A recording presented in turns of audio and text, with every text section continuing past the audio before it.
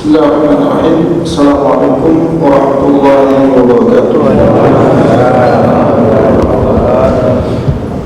Alhamdulillah, nahmaduhu wa nasta'inuhu wa nastaghfiruh wa na'udzu billahi min shururi anfusina wa min sayyiati a'malina. Man yahdihillahu fala mudilla lahu wa man yudlil fala hadiya lahu. Asyhadu an la ilaha illallah wahdahu la syarika lahu wa asyhadu anna Muhammadan 'abduhu wa rasuluhu wa la nabiyya ba'dahu.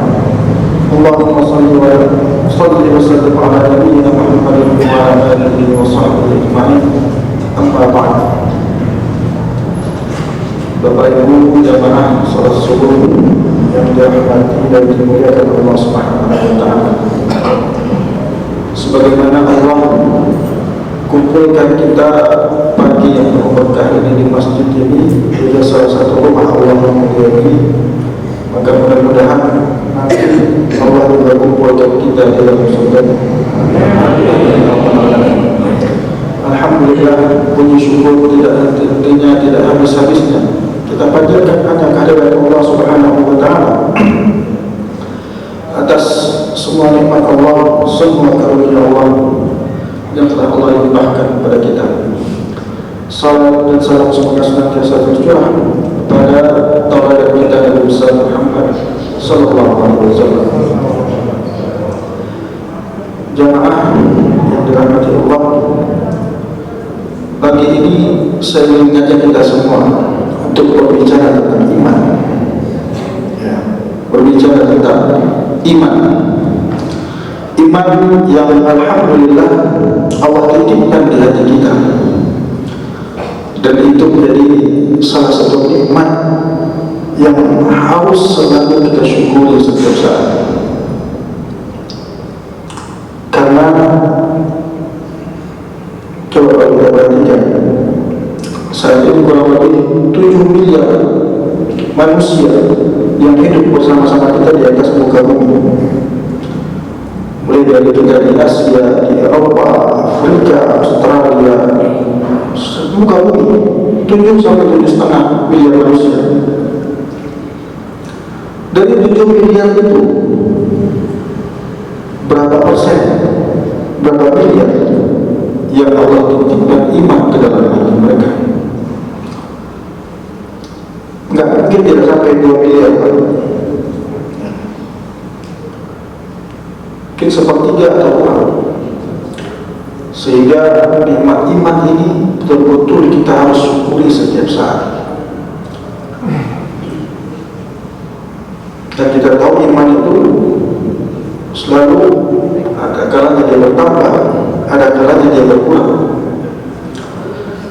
Dan di bulan Ramadan seperti ini, iman kita biasanya naik, bertambah. Mudah sekali rasanya untuk melaksanakan amal-amal kebaikan. Mudah sekali rasanya untuk membaca 1 juz dalam sehari itu. Mudah ya? Tidak terasa. Kita sekali duduk itu karena 1 juz tidak terasa. Karena iman kita sedang naik-naiknya. Tapi coba kalau ketika di luar Ramadan, 1 halaman rasanya sudah lama sekali. Maka ketika iman itu bertambah, mudah sekali rasanya bagi kita untuk melaksanakan amal-amal kebaikan, amal-amal ketaatan. Dan itu berbeda lagi nanti ketika iman itu terasa turun. Suatu ketika salah seorang sahabat Rasulullah SAW yang bernama Hanzalah bertemu dengan Abu Bakar As-Siddiq radhiyallahu anhu. Abu Bakar bertanya, "Wahai Hanzalah, bagaimana kabarmu hari ini?" Kalau bahasa kita nanti, "Apa kabar nih?" Tapi Hanzalah menjawab, "Hanzalah telah munafik." Hanzalah telah munafik. Ini Hanzalah sendiri yang menuduh dirinya munafik. Padahal kita tahu munafik itu tidak main-main. Tuduhan munafik itu tidak main-main. Karena Allah katakan dalam Al-Quran, "Innal munafiqin fi darkil asfali minan nar." Orang munafik itu tempatnya di keraknya neraka, lebih bawah dari orang kafir. paling bawah dia. Tapi Hanzalah saat itu menuduh dirinya sendiri munafik. Abu Bakar kaget. Kenapa begitu?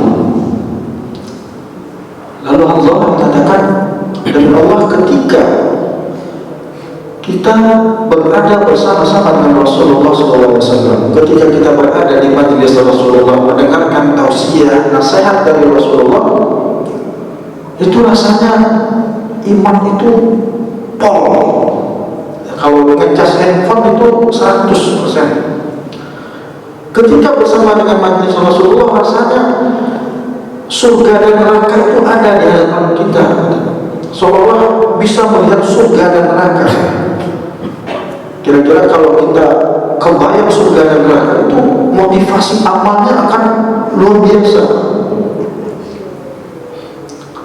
Lalu, tapi ketika kemudian kita pulang, bertemu dengan istri, bertemu dengan anak-anak, larut dalam aktivitas sehari-hari, itu hilang lagi. Hilang lagi. Artinya nggak seperti itu lagi. Berkurang, sudah ingat lagi dengan dunia, lupa lagi dengan akhirat. Lalu apa jawab Abu Bakar? Abu Bakar mengatakan, kami pun begitu, aku pun begitu, kata Abu Bakar. Bayangkan, Abu Bakar sedih kalau dia bawa manusia terbaik di antara umat ini. Jadi umatnya Rasulullah, orang terbaik dari umatnya Rasulullah itu siapa? Abu Bakar As-Siddiq radhiyallahu anhu. Umar pernah mengatakan, andaikan imannya seluruh penduduk Madinah itu ditimbang, ya, iman penduduk Madinah saat itu ditimbang di satu sisi, lalu imannya Abu Bakar ditimbang, imannya Abu Bakar lebih berat, lebih unggul. Tapi Abu Bakar sendiri mengatakan, aku pun demikian. Ya. Coba bayangkan, kalau Abu Bakar saja seperti itu, lalu bagaimana yang kita ini? Ya. Yang kita, yang iman kita mungkin kalau dibandingkan dengan mereka masih receh, Pak. Ya, receh. Kalau kata orang di Jawa sana, remahan rengginang, ya, nggak ada apa-apanya. Maka kemudian Abu Bakar dan Hanzalah sepakat, kalau gitu ayo kita menemui Rasulullah SAW.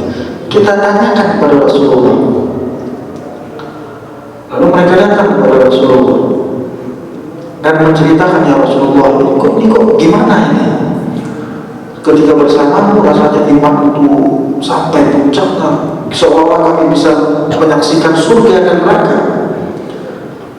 Tapi ketika pulang, larut lagi dengan dunia, lupa lagi dengan akhirat. Karena Rasulullah mengatakan, memang demikian, iman itu memang demikian. Bahkan Rasulullah katakan, andaikan kalian bisa mempertahankan iman seperti saat kalian sedang bersamaku, kata Rasulullah, niscaya malaikat akan turun. Malaikat akan menyalami kalian di tempat-tempat tidur kalian dan di jalanan. Tapi sesaat demi sesaat, ya Hanzalah, kata Rasulullah, sedikit demi sedikit. Artinya kita nggak bisa langsung iman itu naik dan tetap bertahan di atas sana seperti yang kita inginkan. Tapi memang sesaat demi sesaat, sedikit demi sedikit kita melatih iman itu. Kita berusaha untuk menjaga diri kita. Bagaimana agar iman itu kalaupun dia turun, jangan sampai terlalu jauh turunnya. Ada seorang guru Ustaz Jakarta mengatakan, sesungguhnya kita seolah hidup kita itu seolah menunggu dari Ramadan ke Ramadan. Kenapa menunggu dari Ramadan ke Ramadan? Karena di Ramadan itulah kita mencas iman kita. Kesempatan kita mencas iman itu di Ramadan. Jadi kalau diibaratkan dengan apa yang diceritakan Hanzalah tadi, ya, di Ramadan itulah seolah kita bermajlis dengan Rasulullah. Kalau Hanzalah para sahabat, mereka jangan bermajlis dengan Rasulullah. Nah, di Ramadan inilah kita bisa mencas handphone kita semaksimal mungkin, karena Allah mudahkan di Ramadan ini. Allah mudahkan. Kita sering mendengar di bulan Ramadan Allah bukakan pintu-pintu surga, Allah tutup pintu-pintu neraka, Allah belenggu setan-setan. Di antara makna yang bisa diambil dari sana adalah bahwasanya Allah mudahkan bagi hamba-hamba itu untuk melaksanakan amal-amal ketaatan yang mendekatkan mereka ke surga. Tadi saya sudah sampaikan, mudah sekali rasanya baca 1 juz, melakukan sholat malam. Ya Allah, mudah sekali, ringan sekali rasanya. Nah, ketika Ramadan selesai, mulai turun, mungkin 5 hari, 10 hari, sebulan setelah Ramadan, semangat itu masih terbawa, apalagi masih ada puasa Syawal. Tapi kan, setelah itu mulai turun. Maka bagaimana kita berusaha agar jangan sampai yang tadi sudah kita cas 90% lebih itu turun terlalu jauh. Bulan pertama turun sekian, bulan kedua turun sekian, jangan sampai di bawah 10% itu udah lampu merah. Kalau di handphone itu sudah merah. Maka para jamaah yang dirahmati Allah, iman itu ketika iman itu sudah terpatri, sudah masuk dengan kokoh ke dalam jiwa, ke dalam hati kita, maka iman itu akan melahirkan kekuatan yang luar biasa dahsyat. Iman itu akan melahirkan pengorbanan. Iman akan melahirkan banyak hal menakjubkan. Dan iman yang sudah tertanam kokoh itu pula yang akan mampu melahirkan umat terbaik. Umat terbaik.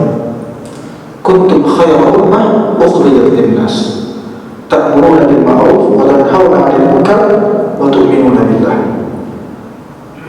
Allah mengatakan kalian itu adalah umat terbaik yang dilahirkan untuk manusia. Artinya dari sejak zaman Nabi Adam sampai kiamat nanti, umat Rasulullah itu adalah umat terbaik. Kalau saat ini kita merasa kita bukan umat terbaik, maka kita lihat generasi terbaik yang ada di umat ini, generasi para sahabat, tabi'in. Apa yang menjadikan mereka menjadi umat terbaik? Salah satunya adalah ketika iman itu sudah tertanam kokoh di dalam hati mereka. Dan iman itulah yang kemudian melahirkan sosok-sosok hebat seperti Abu Bakar As-Siddiq radhiyallahu anhu, Umar bin Khattab, Utsman bin Affan, Ali bin Abi Thalib, Zubair bin Awam, Talha bin Ubaidillah, sahabat-sahabat Rasulullah SAW. Ketika kita melihat sirah bersama, kita membaca tentang Bilal bin Rabah, kekuatan macam apa yang bisa membuat Bilal itu bertahan disiksa demikian rupa. Bilal ketika masuk Islam statusnya masih budak. Dia disiksa habis-habisan oleh tuannya. Tapi kita tahu dia mampu bertahan. Kekuatan apa yang membuat dia bertahan? Itulah kekuatan iman. Kekuatan apa yang mampu membuat Yasir dan istrinya Sumayyah bertahan, disiksa habis-habisan, dan akhirnya menyebut syahadah, menjadi syahid pertama dalam Islam? Itu juga kekuatan iman. Kekuatan macam apa yang mampu membuat umat Islam saat itu pada masa Rasulullah SAW mampu melewati embargo ekonomi selama kurang lebih 3 tahun lamanya? Embargo ekonomi dan sosial. Bapak Ibu mungkin pernah mendengar di dalam kajian sirah, ketika orang-orang Makkah, orang-orang Quraisy kehilangan akal bagaimana cara menghentikan dakwah ini, mereka lakukan embargo ekonomi dan sosial terhadap umat Islam, sehingga umat Islam harus sedikit keluar dari Makkah dan membuat komunitas terpisah. Dan orang-orang Quraisy mereka membuat peraturan tidak boleh ada yang bertransaksi ekonomi atau melakukan hubungan sosial dengan orang Islam. Jadi walaupun saat itu mereka punya uang, mereka nggak bisa beli makanan karena orang Quraisy tidak mau bertransaksi ekonomi dengan mereka. Embargo 3 tahun, nggak ada makanan, anak-anak kesulitan, orang-orang tua kesusahan. Bahkan salah seorang sahabat pernah menggambarkan ketika masa embargo itu, dalam kondisi kelaparan, suatu ketika dalam satu malam dia buang air kecil. Buang air kecil saat itu kemudian di pasir kan. Harusnya itu nggak ada percikan karena air itu ya akan langsung masuk ke pasir. Tapi satu malam ketika dia buang air kecil, itu dia merasa kok percik airnya, ada percikan, mantul airnya, memantul. Ketika dia lihat ternyata itu ada kulit kering, kulit binatang kering yang sudah mungkin kulit unta kering. Maka kemudian dia ambil kulit kering itu, dia cuci dan dia makan. Saking gak adanya makanan, tapi mereka mampu bertahan.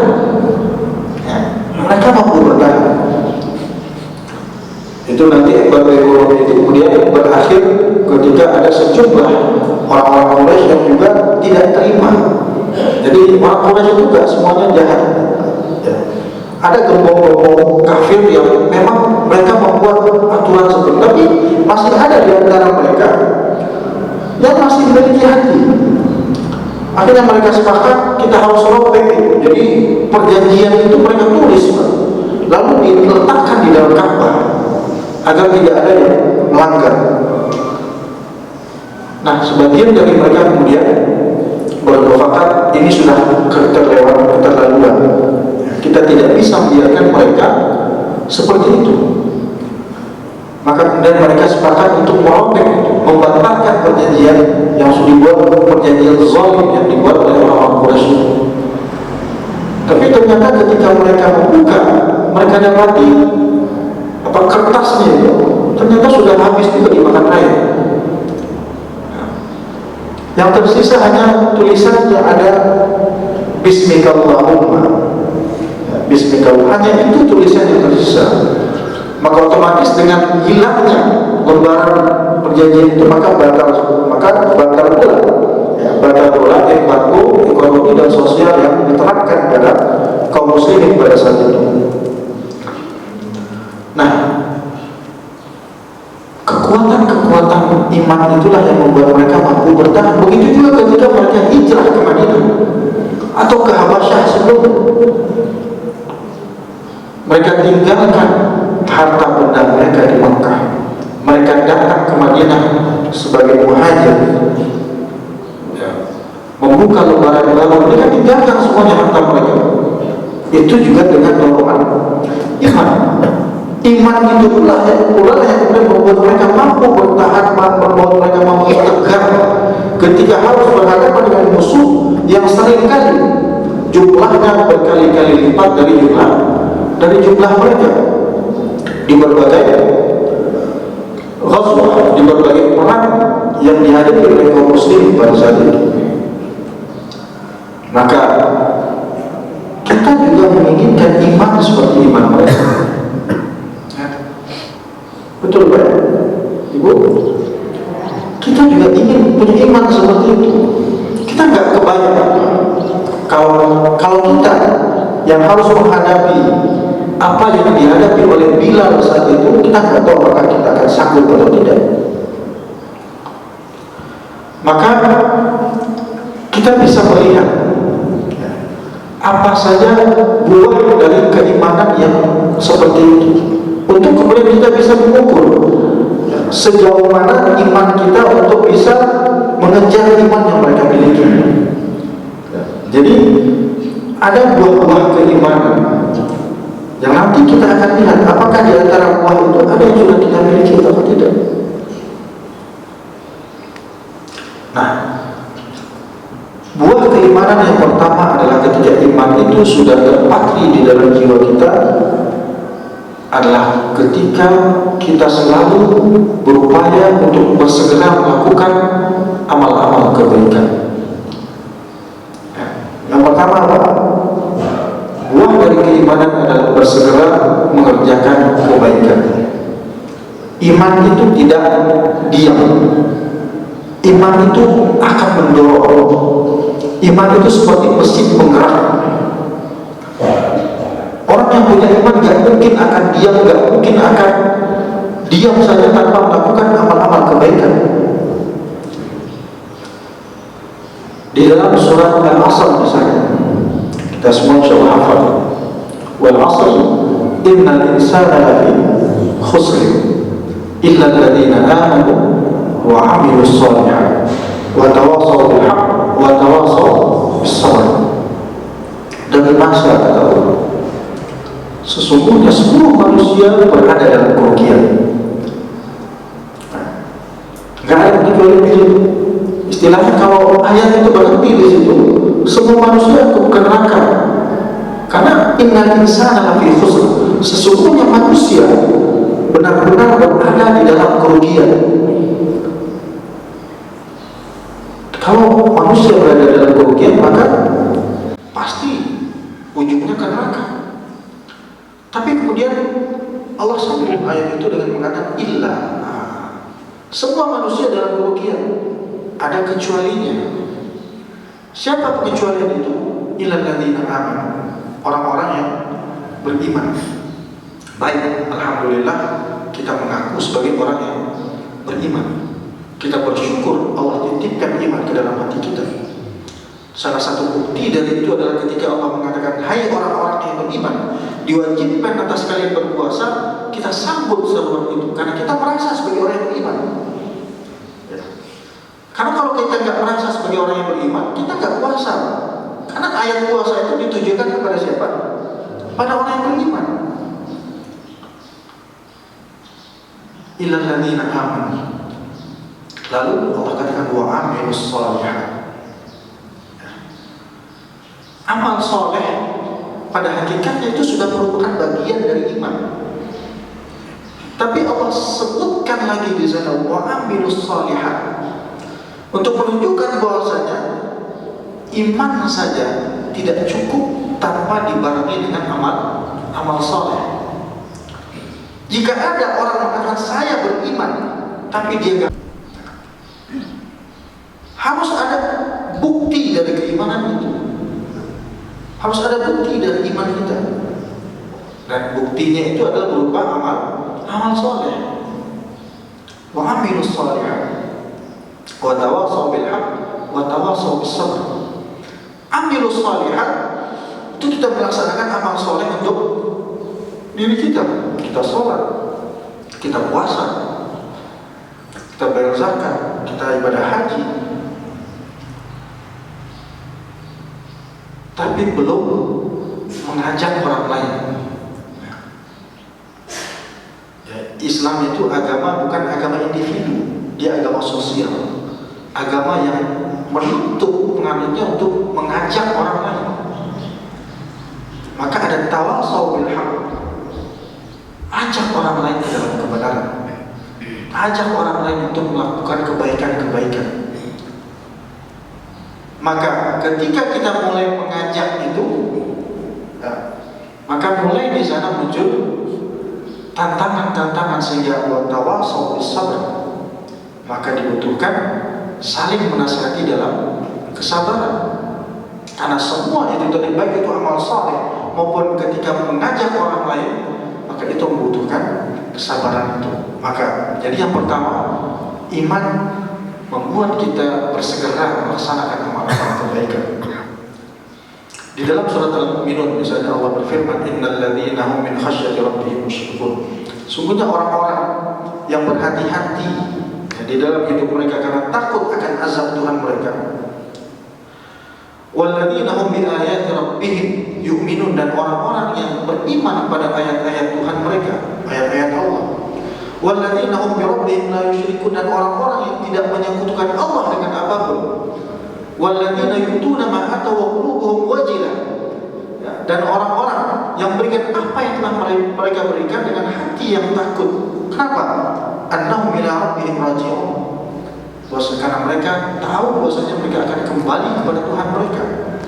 Nah, orang-orang itu tadi yang memiliki iman itu, ulaika yusari'una fil khairat. Mereka itulah yang senantiasa bersegera dalam melaksanakan amal-amal kebaikan. Dan Allah katakan wahum laha sabiqun. Dan mereka itulah orang-orang yang juga segera akan memperoleh kebaikan-kebaikan itu. Ma'asyal muslimin rahimakumullah. Di dalam salah satu perang, dalam salah satu persiapan perang yang akan menghadapi orang-orang Romawi, di situ ada seorang sahabat yang bernama Jabir bin Abdullah. Dan pasukan itu saat itu dipimpin oleh Malik bin Abdullah al-Khatami. Malik bin Abdullah.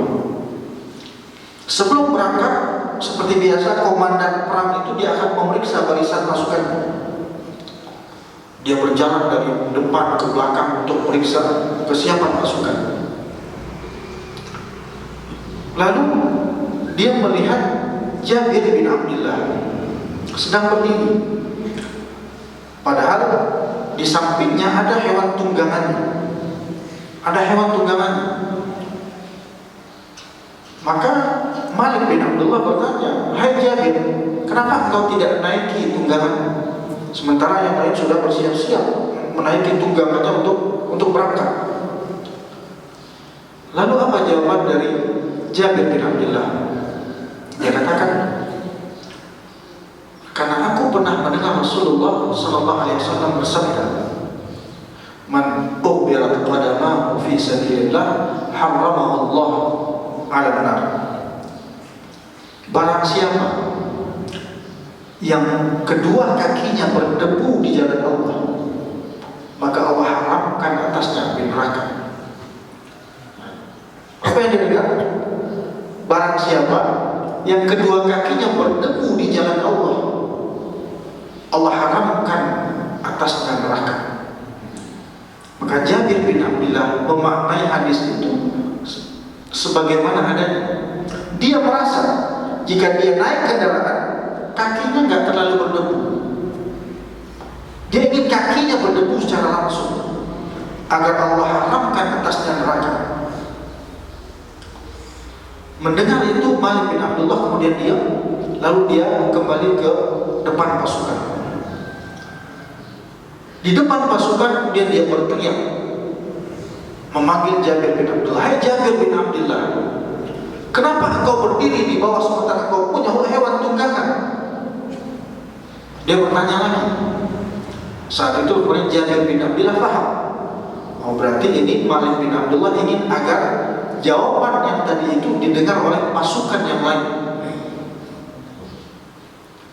Maka Jabir bin Abdullah memberikan jawaban yang sama tapi dengan suara yang lebih keras. Dia sebutkan lagi hadis itu, barang siapa yang kakinya berdebu di jalan Allah, Allah haramkan atasnya neraka.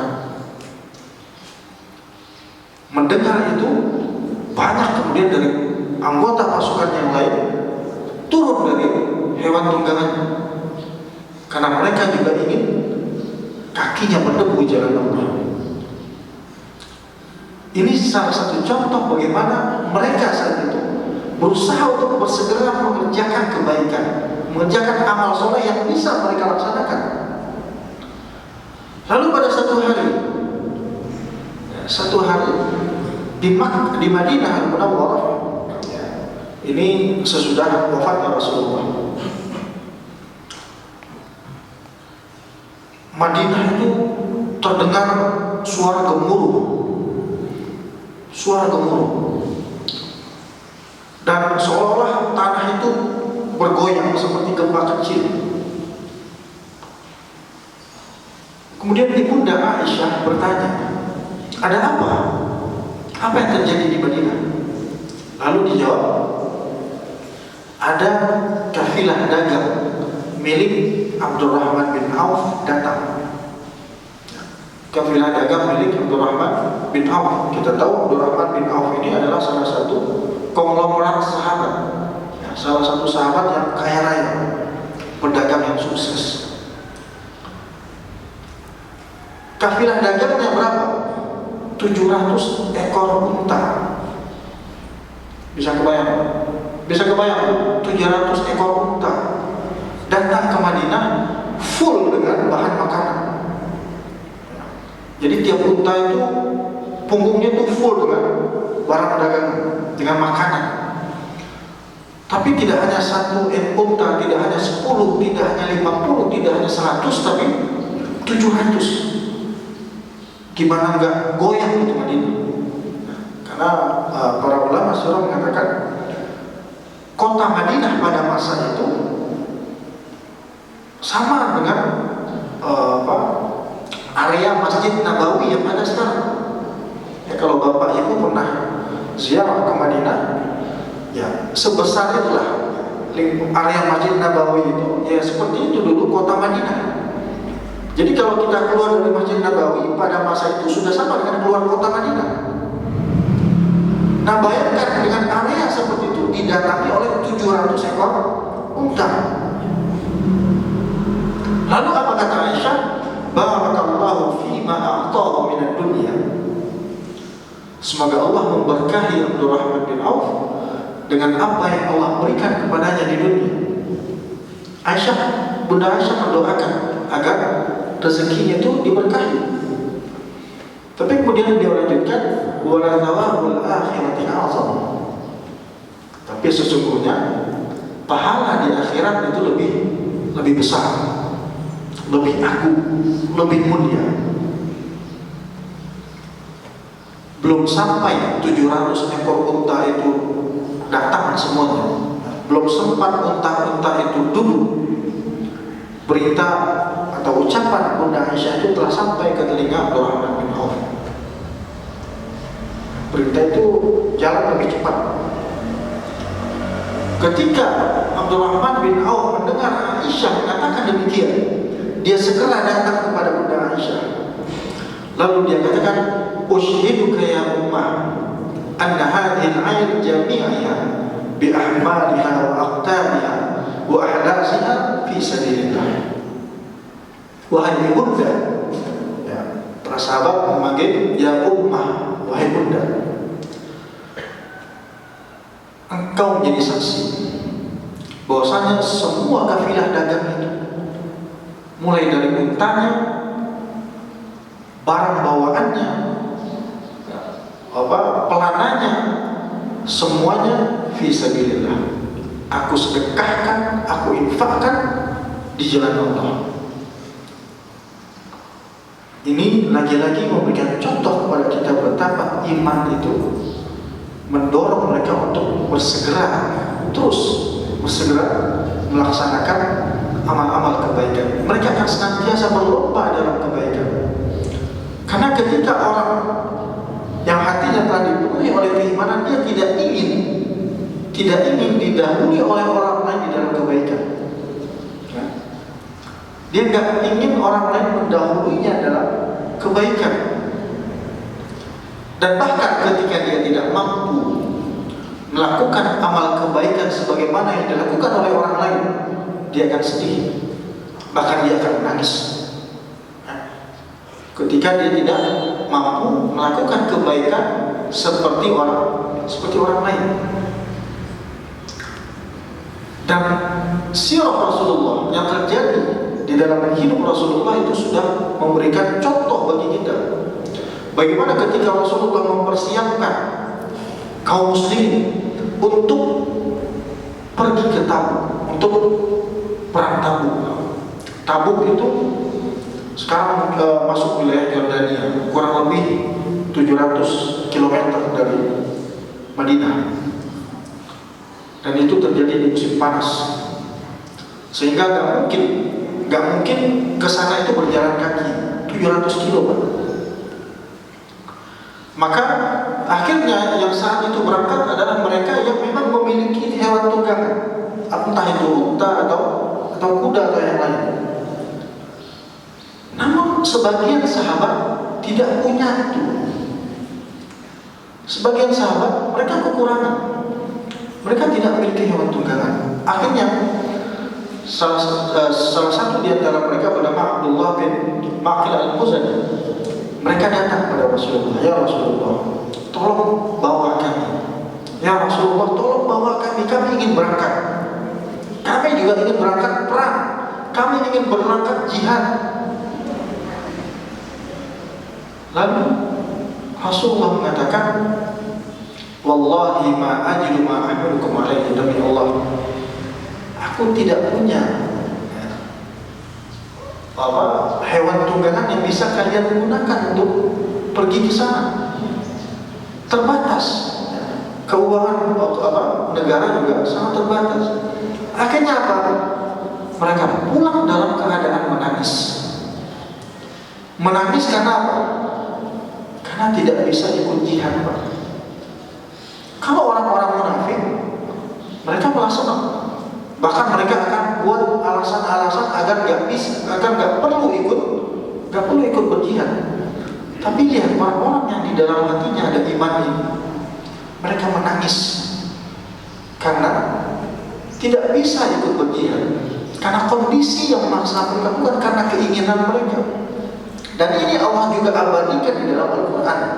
Wala 'alal ladzina ma idza ma atauka litahmilahum qulta la ajidu ma ahmilukum 'alaihi tawallaw wa 'ayunuhum tafidu min ad-dam'i hazanan alla yajidu ma yunfiqun. Artinya, dan tidak ada dosa bagi orang-orang yang ketika mereka datang kepadamu lalu kau katakan, aku tidak memiliki kendaraan untuk membawa kalian. Lalu mereka pulang dalam keadaan menangis karena sedih dan karena tidak memiliki harta yang bisa mereka nafkahkan untuk berjihad pada saat itu. Maka orang-orang yang tidak bisa berjihad karena kondisi ini, Allah katakan tidak ada dosa bagi mereka. Termasuk juga di dalam sebuah hadis yang mungkin sering kita dengar. Orang-orang muhajirin suatu saat datang menemui Rasulullah SAW. Ya Rasulullah, dhahaba ahlul duthur bid-darajatil ula wal na'im al-muqim. Wahai Rasulullah, kita perhatikan. Ketika mereka orang-orang muhajirin yang saat itu kondisi ekonomi mereka masih tidak bagus, datang kepada Rasulullah, ya Rasulullah, orang-orang kaya itu bisa mendapatkan pahala yang lebih, kenikmatan yang lebih, mereka bisa beramal lebih dari kami. Kenapa? Kata Rasulullah. Mereka katakan, yusallu kama nusalli, wa yasumun kama nasum, wa yatasaddaqun wa la natasaddaq. Jadi orang-orang yang fakir dari kalangan sahabat itu mengatakan, ya Rasulullah, kami berpuasa, mereka juga berpuasa. Kami sholat, mereka juga sholat. Berarti amalnya sama, sama-sama sholat, sama-sama puasa. Tapi yang wa yatasaddaqun wa la yatasaddaq. Tapi mereka bisa bersedekah, sementara kami tidak. Jadi kami kalah, amal kami kalah ya Rasulullah. Jadi mereka itu yang mereka perhatikan itu amal, Pak. Mereka gak ingin kalah dalam beramal daripada saudara-saudara mereka yang lain. Mereka mengadu kepada Rasulullah. Maka Rasulullah kemudian mengatakan, afala u'allimukum syai'an tudrikuna bihi man sabaqakum wa tasbiquna bihi man ba'dakum wa la yakunu ahadun afdal minkum illa man sana'a mithla ma sana'tum. Mau enggak aku ajarkan kepada kalian suatu amalan yang dengan amalan itu kalian bisa mengejar orang yang amalnya telah lebih banyak dari kalian, dan juga kalian akan mendahului orang-orang yang nanti datang sesudah kalian, dan tidak akan ada orang yang lebih hebat amalnya dari kalian illa man sana'a mithla ma sana'tum, kecuali orang-orang yang melakukan amal yang seperti yang kalian amalkan. Senang loh. Ya, orang-orang ini kemudian senang karena mereka akan diajarkan amal yang bisa mengalahkan amal orang-orang kaya tadi. Bala ya Rasulullah, mau Rasulullah. Tusabbihun wa tahmadun wa tukabbirun dubura kulli salatin 33 marrah. Rasul katakan, kalian bertasbih, bertahmid, mengucapkan alhamdulillah, dan bertakbir, mengucapkan Allahu Akbar setiap selesai sholat 33 kali. Jadi amal ini diajarkan langsung oleh Rasulullah kepada siapa? Orang-orang fakir dari kalangan muhajirin saat itu. Senang dong, ya. Mereka senang, mereka pun pulang. Tapi apa yang disampaikan oleh Rasulullah ini juga didengar oleh orang kaya. Ya. Akhirnya orang-orang kaya ini juga mengamalkan itu. Ya. Maka datanglah orang-orang fakir ini kembali kepada Rasulullah SAW.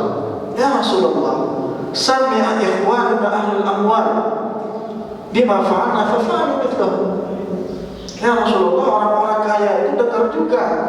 Ya. Kemudian mereka amalkan juga. Gimana dong? Kalah lagi kami. Ya. Maka kata Rasulullah, dzalika fadlullah yu'tihi man yasha. Itu adalah karunia dari Allah yang Allah berikan kepada siapapun yang Allah kehendaki. Jadi urusan harta dunia, urusan kekayaan, itu adalah haknya Allah. Fadlun min Allah yu'tihi man yasha. Karunia yang Allah berikan kepada siapapun yang Allah kehendaki. Setiap orang sudah punya jatah masing-masing. Setiap orang sudah ditetapkan rezekinya masing-masing. Si A selama hidup dia akan dikasih rezeki 20 miliar. Si B selama hidup dari lahir sampai mati jatah rezekinya 10 miliar. Si C jatahnya 300 juta. Itu sudah Allah tetapkan. Gak perlu kita protes sama Allah. Makanya wala tatamanna ma faddalallahu ba'dakum 'ala ba'd. Jangan mengangan-angankan. Jangan mengangan-angankan apa yang sudah Allah berikan kepada sebagian kalian yang tidak diberikan kepada sebagian yang lain. Maka yang diminta kepada kita adalah qanaah, ridha dengan apa yang sudah Allah tetapkan. Maka ketika orang-orang fakir tadi kembali kepada Rasulullah, akhirnya Rasulullah katakan apa? Yaitu adalah memang karunia yang Allah berikan kepada orang-orang yang Allah kehendaki. Fadlun min Allah, dzalika fadlullah yu'tihi man yasha. Bapak Ibu yang dirahmati Allah, itu tadi poin pertama. Poin pertama dari buah keimanan, di mana iman itu menjadi mesin penggerak yang luar biasa bagi kita untuk bersegera melaksanakan amal-amal kebaikan. InsyaAllah kita akan bahas poin kedua pada kesempatan besok, InsyaAllah. Semoga Allah masih berikan kita umur, kesehatan, dan kesempatan. Kita tutup dengan subhanakallahumma wa bihamdika asyhadu an la ilaha illa anta astaghfiruka wa atubu ilaik. Billahi taufiq wal hidayah. Assalamualaikum warahmatullahi wabarakatuh.